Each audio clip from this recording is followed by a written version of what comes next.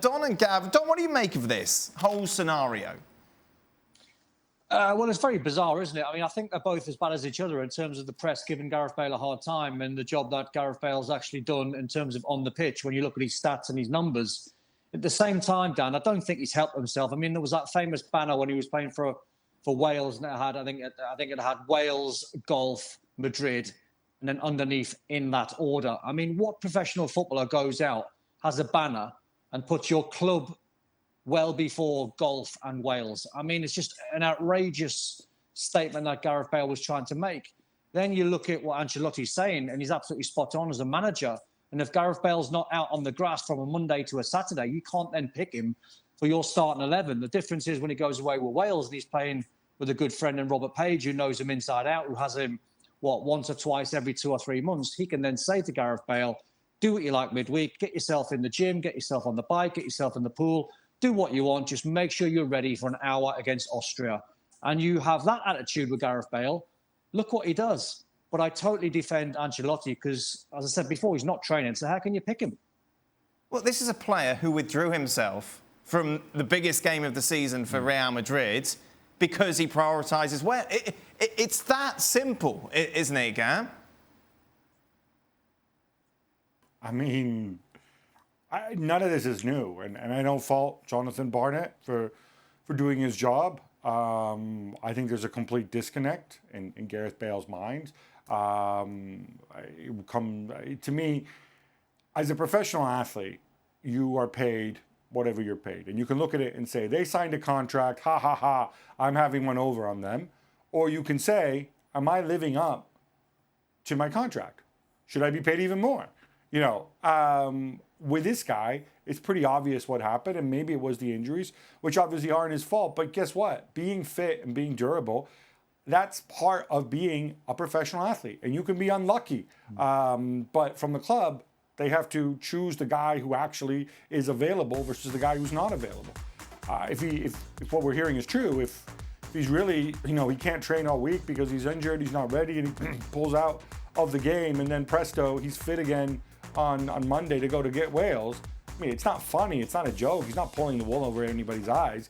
He can go be a legend in Wales, but to the rest of the world, he may have been a great footballer, but he's not a great person.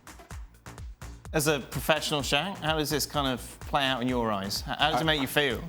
I really don't know what to make of it, in all honesty. It's the most bizarre thing I've seen from a professional footballer, how Gareth Bale has kind of handled or mismanaged this situation. And to Gab and Don's point, I think Jonathan Barnett has done everything asked of him, as you'd ask of a good agent. I think Carlo Ancelotti has handled this from a Real Madrid perspective as well as anybody could expect.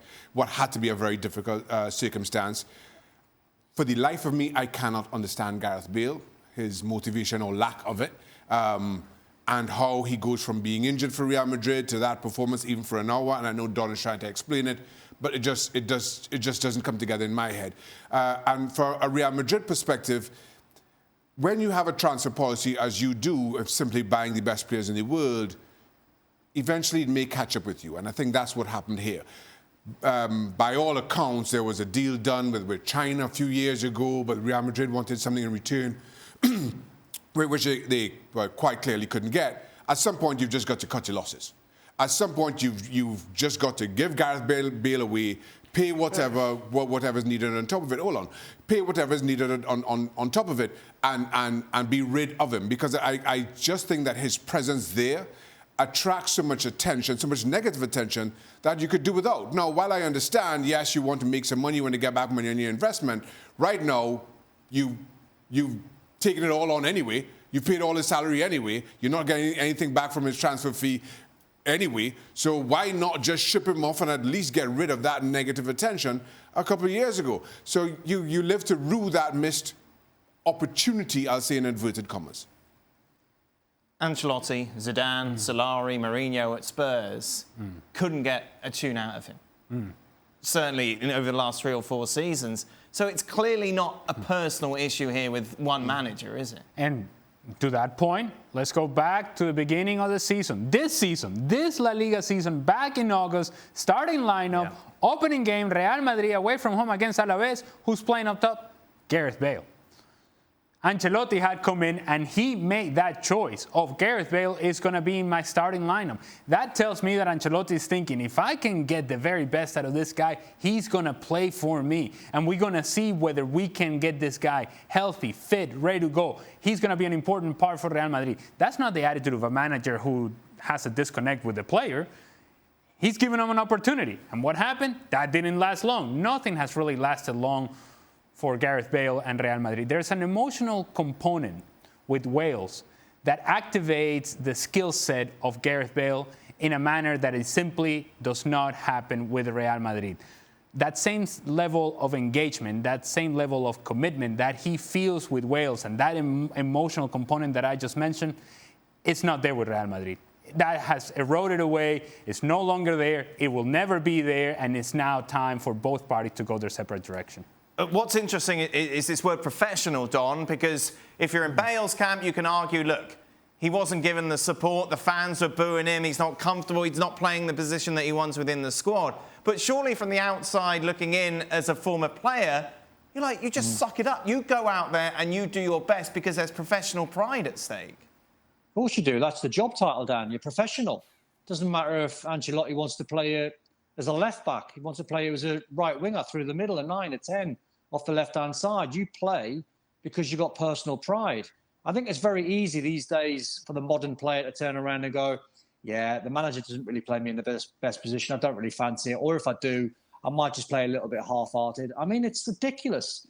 I mean, you know, we talked weeks and months ago about Dele Alli going through the amount of managers that he did at Spurs. Now it's the same with Gareth Bale. When you mention the names of the manager and the calibre of the managers that he's gone through, yet it's too easy for him just to say, well, I'm not going to train and I'm going to hold that banner out and I'm going to kiss the Wales badge and I'm going to leave a little bit on the journalists. It's like, Shaka's absolutely right. There has to be a point. I mean, poor Eden Hazard, you know, he can't catch a break at the moment. I bet he would love the chances or the chance to stay fit and for him to prove himself. But Gareth Bale just seems to have this weird relationship where it's non-existent, as Ali said at Real Madrid. It's finished, and Shaka's absolutely right. It's finished. But yet the contract situation is still carrying on. I think he'd be best off moving on, and I certainly think Real Madrid would be best off not having him on a daily basis, as Shaka said, having that negative influence. To your point, to your question there, Dan, saying that if you're in Gareth Bale's camp, you can argue that he's not been playing, you've not been mollycoddled maybe as he'd like. The truth is, and let me just be clear, I have not spoken to Jonathan Barnett on this. I don't think anybody, as much as if you're in that camp, you try to make that argument, I'm not sure that anybody really believes it. I'm not sure that anybody believes the reason that Gareth Bale isn't delivering is because managers haven't played him in the right position or haven't catered to his needs or his preferences as a player. I think they're just as frustrated as everybody else.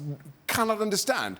And as much as a moment ago I spent more time being critical of Real Madrid, the reason I can't be more critical of Gareth Bale is because I just cannot explain it. Right. Nothing I think of in trying to understand Gareth Bale and this position makes any sense to me. So I can't speak to it. So now I have to try to speak to something else because it's so foreign to everything about the game and every personality I have ever come across in the game at any single level. And the fan of Gareth Bale, including the agent, that suggests it's a mistreatment of Real Madrid and the managers at Real Madrid, all the managers that you just mentioned. What I would say to them is, do you really think that any of these managers, knowing full well what Gareth Bale is capable of on the field, wouldn't love to have this guy out on the field for you, producing week in and week out? Their job is to win games for Real Madrid. And if they thought that they had a better chance of winning matches consistently with Gareth Bale on the field, guess what? He would be out there. Even if it was for an hour. Even if, as they did for Wales, just play for an hour. Even if they do that for Real Madrid, you take it. They can't trust him. No. Do you think that Carlo Ancelotti sits back and says, realistically, as he looks in the mirror and says, Marco Asensio is a better player than Gareth Bale. Rodrigo is a better player than Gareth Bale. Lucas Vázquez is a better player than Gareth Bale. None of those guys are better than Gareth Bale. But that is the best version of Gareth Bale. The 80% version of Gareth Bale is better than all those guys that I just mentioned. But you're not getting that. You cannot even hope to get that. So if you're any of the managers that you just mentioned, you can't trust that he's going to be out there. And so therefore, you have to move on. They have no other option. They can't hope that, you know what, maybe this is the week.